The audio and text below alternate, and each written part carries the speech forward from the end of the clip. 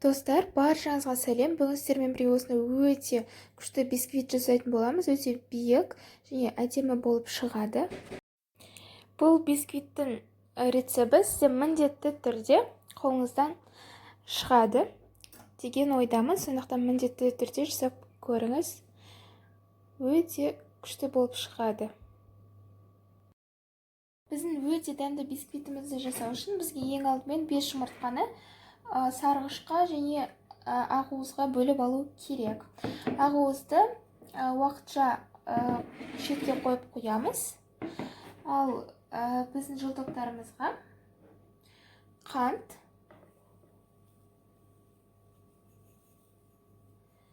қосамыз. Өз қалауыңызша. Мен 160 граммдай қостым. Енді осы массаны жақсылап араластырамыз. Жай ғана венчикпен араластыратын боламыз.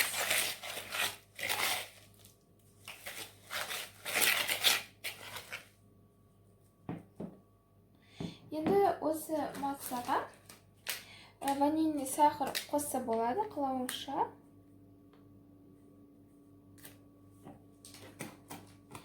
Және де 100 грамм жай суық су қосамыз. Жақсылап араластырамыз.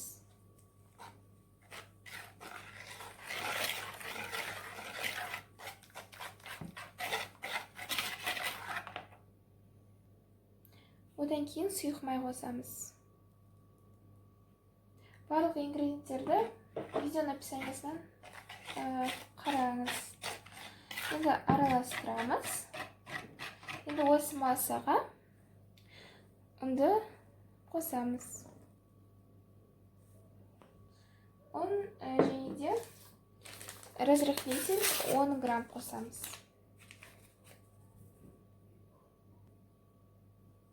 Енді жай ғана араластырамыз.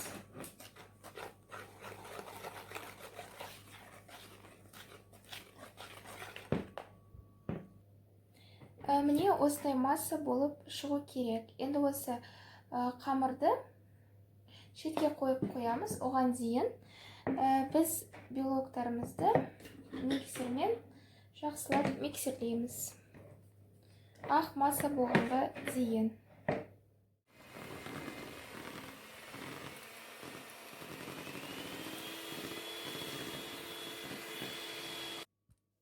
Міне бізде осындай масса болып шығу керек.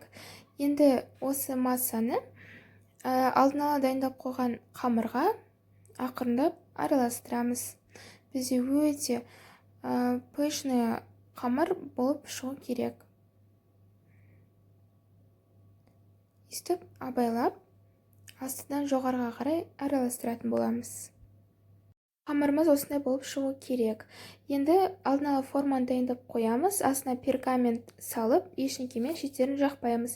Менде форма диаметрі 22 сантиметр. Формаға салып, өстіп түзелейтін боламыз.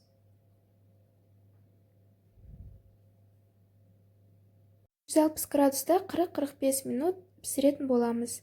Міне бисквитіміз дайын болды. Енді суға қалдырып қоямыз.